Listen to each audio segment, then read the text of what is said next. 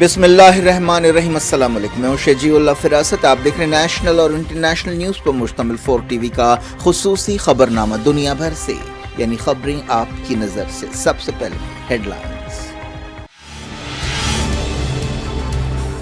کابل کے اسکول میں دھماکہ، 23 جاں بحق، مرنے والوں میں زیادہ تر لڑکیاں ہیں، ہزارہ شیعہ نشانہ۔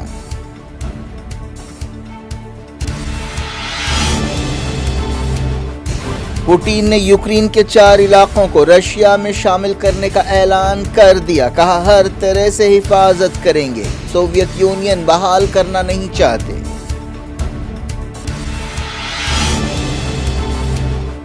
یوکرین اور مغربی ملکوں نے پوٹین کے اعلان کو بے مقصد جنگی چال قرار دیا، نئی پابندیوں کا اعلان۔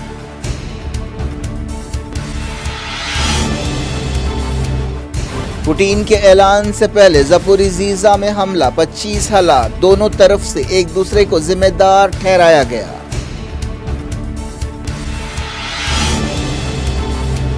مغربی کنارے کے کئی مقامات پر فلسطینی مزاحمت کاروں کے حملے، یہودی آباد کاروں کے ساتھ جھڑپیں۔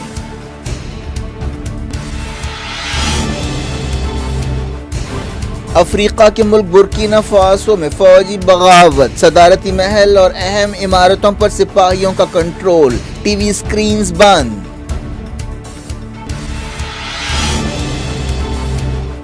عمران خان کا ایک اور آڈیو سامنے آیا، شہباز شریف نے کہا سابق وزیر اعظم سازشی انسان ہیں۔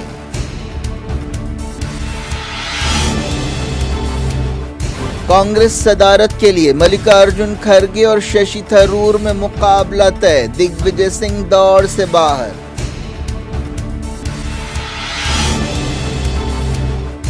ساؤتھ افریقہ کے خلاف سیریز میں محمد سراج زخمی بمراہ کی جگہ لیں گے۔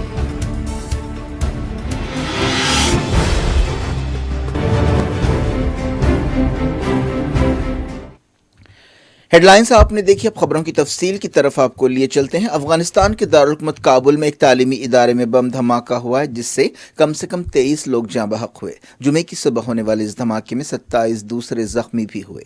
یہ حملہ دشت برچی علاقے میں کیا گیا، جہاں زیادہ تر ہزارہ شیعہ رہتے ہیں۔ پولیس کے ترجمان نے بتایا کہ بچے امتحان کی تیاری کر رہے تھے جب یہ دھماکہ ہوا۔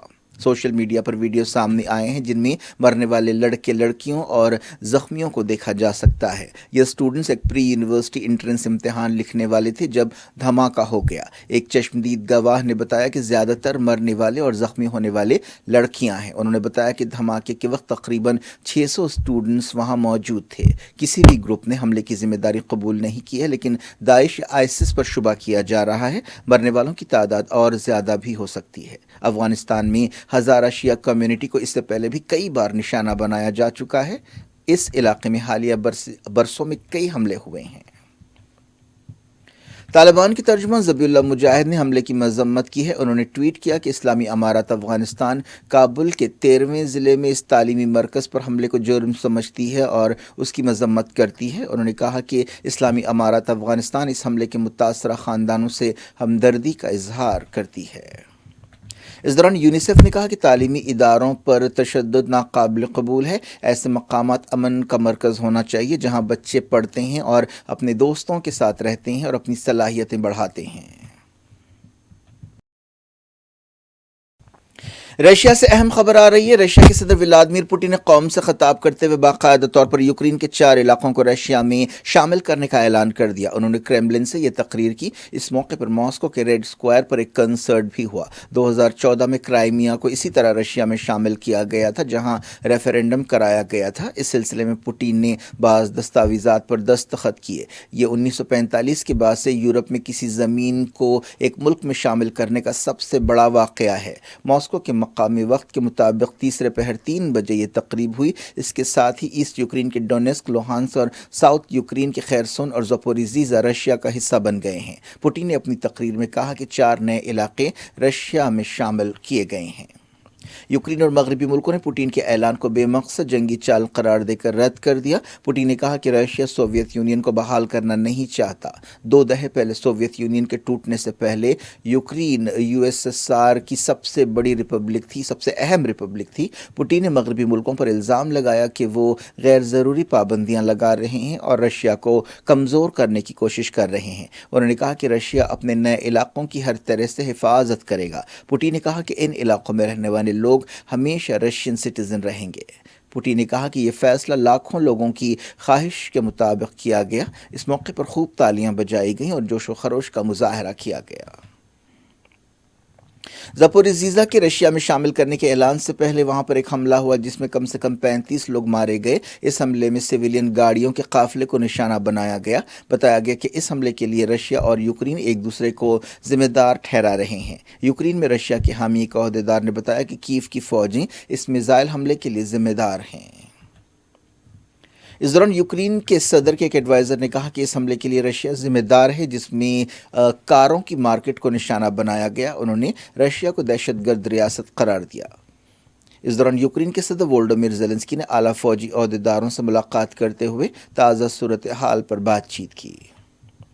अमेरिका और यूरोपीय यूनियन ने रशिया के खिलाफ नई पाबंदियां लगाने का ऐलान किया है। बरतानिया की वज़ीर-ए-आज़म लिज़ ट्रुस ने कहा कि पुतिन को ताकत के ज़ोर पर सरहदें तब्दील करने की इजाज़त नहीं दी जा सकती। उन्होंने कहा कि हम इस बात को यकीनी बनाएंगे कि इस गैर कानूनी जंग में पुतिन को शिकस्त हो।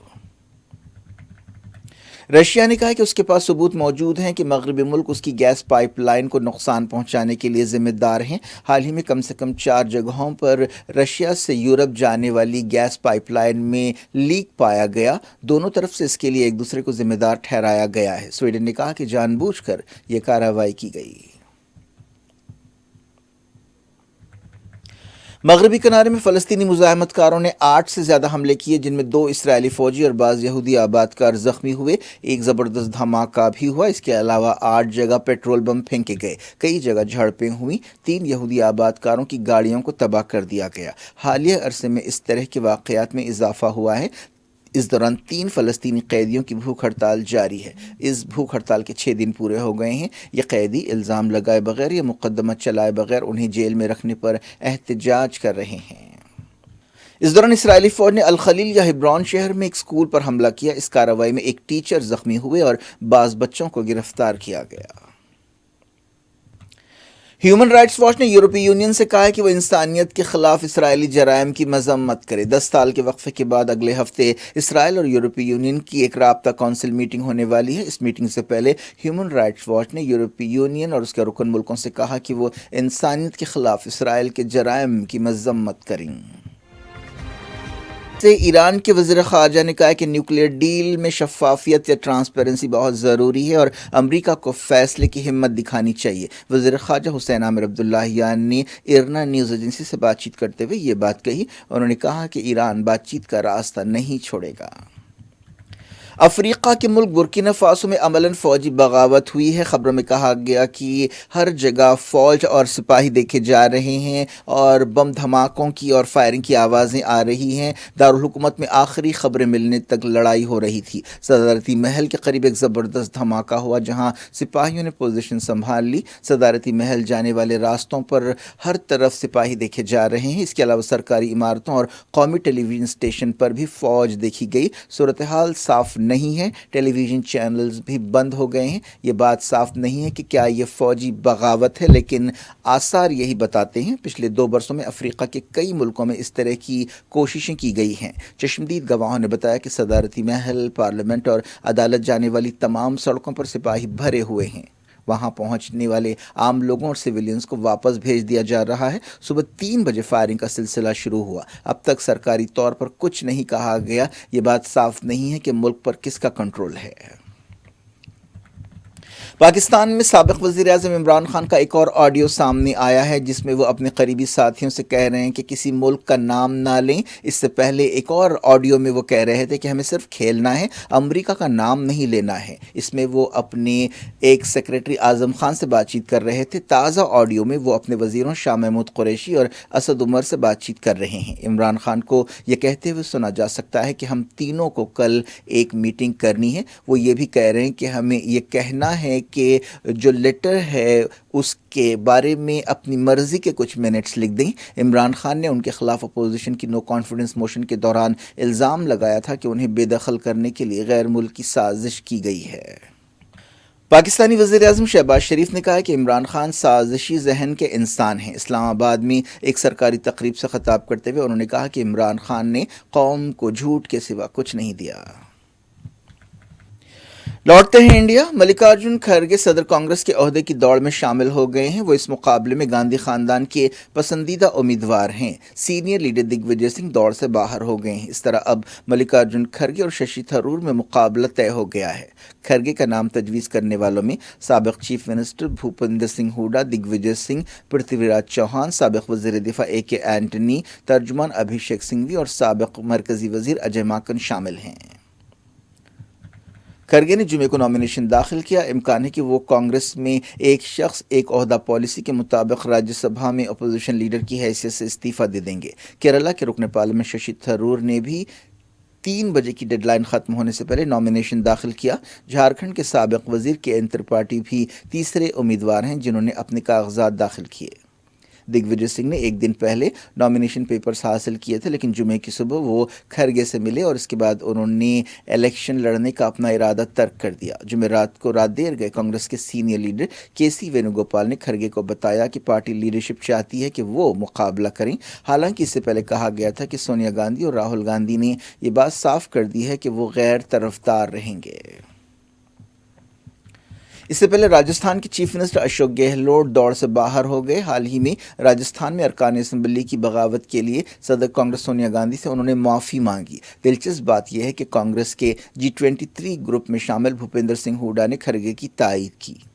پہلے گہلوٹ کو گاندھی خاندان کی پہلی پسند سمجھا جا رہا تھا، لیکن ان کے وفادار MLAs کی بغاوت کی وجہ سے سونیا اور راہل گاندھی کافی ناراض ہو گئے۔ پارٹی نے کہا کہ سونیا گاندھی فیصلہ کریں گی کہ کیا گہلوٹ چیف منسٹر کی حیثیت سے برقرار رہیں گے۔ یہ 20 سال سے زیادہ عرصے میں پہلا موقع ہے جب دوڑ میں گاندھی خاندان کا کوئی رکن شامل نہیں ہے۔ اس دوران کھڑگے نے امید ظاہر کی کہ وہ جیت حاصل کریں گے۔ ششی تھرور نے کہا کہ گاندھی خاندان کسی امیدوار کی تائید نہیں کر رہا ہے۔ جموں کشمیر کے بارہمولہ میں جیش محمد کے 2 ملیٹنٹس ایک انکاؤنٹر میں ہلاک ہو گئے۔ بتایا گیا کہ یہ ملیٹنٹس اگنی ویر ریکروٹمنٹ ریلی پر حملہ کرنا چاہتے تھے۔ سینئر سپرنٹینڈنٹ آف پولیس رئیس بھٹ نے بتایا کہ سیکیورٹی فورسز نے انٹیلیجنس رپورٹ کی بنیاد پر ایک کوآرڈینیٹ سرچ آپریشن شروع کیا جس کے دوران یہ جھڑپ ہوئی۔ یہ آپریشن کئی گھنٹوں تک جاری رہا۔ سپریم کورٹ نے رکن پارلیمنٹ حیدرآباد اسد الدین اویسی کی ایک درخواست پر نوٹس جاری کی ہے۔ انہوں نے 3 فروری کو ان کی گاڑی پر حملہ کرنے والے 2 لوگوں کو الہ آباد ہائی کورٹ کی طرف سے دی گئی ضمانت کو چیلنج کیا تھا۔ کرکٹ۔ محمد سراج ساؤتھ افریقہ کے خلاف جاری T20 سیریز میں زخمی بمراہ کی جگہ لیں گے۔ BCCI کی سلیکشن کمیٹی نے یہ اعلان کیا۔ بمراہ کی پیٹھ میں زخم آیا ہے جس کے بعد کہا گیا کہ وہ 6 مہینے تک کرکٹ نہیں کھیل سکتے۔ فی الحال وہ ایک میڈیکل ٹیم کی نگرانی میں ہیں۔ انڈیا اور ساؤتھ افریقہ کے درمیان T20 سیریز جاری ہے۔ دونوں ٹیموں کے بیچ ایک میچ 4 کو کھیلا گیا تھا۔ سیریز کے باقی میچز میں بمراہ کی جگہ سراج شامل ہوں گے۔ ابھی یہ صاف نہیں ہے کہ کیا اگلے مہینے ہونے والے T20 ورلڈ کپ میں بمراہ کی جگہ سراج کھیلیں گے۔ کیا کچھ ہو رہا ہے آپ کی دنیا میں؟ آخر میں ہیڈ لائنز دنیا بھر سے ایک بار پھر دیکھتے ہیں۔ کابل کے اسکول میں دھماکہ، 23 جاں بحق، مرنے والوں میں زیادہ تر لڑکیاں ہیں، ہزارہ شیعہ نشانہ۔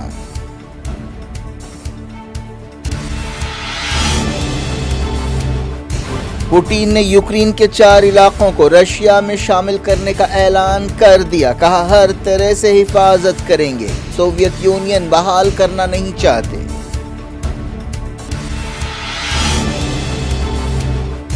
یوکرین اور مغربی ملکوں نے پوٹین کے اعلان کو بے مقصد جنگی چال قرار دیا، نئی پابندیوں کا اعلان۔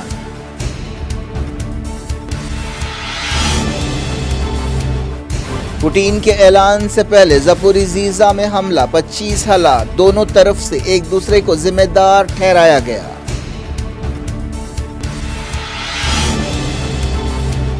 مغربی کنارے کے کئی مقامات پر فلسطینی مزاحمت کاروں کے حملے، یہودی آباد کاروں کے ساتھ جھڑپیں۔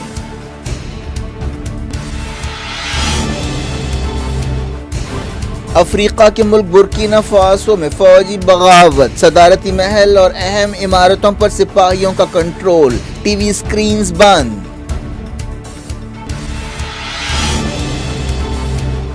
عمران خان کا ایک اور آڈیو سامنے آیا، شہباز شریف نے کہا سابق وزیر اعظم سازشی انسان ہیں۔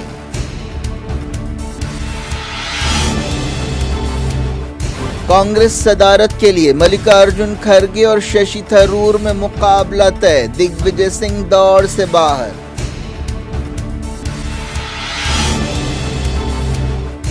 ساؤتھ افریقہ کے خلاف سیریز میں محمد سراج زخمی بمراہ کی جگہ لیں گے۔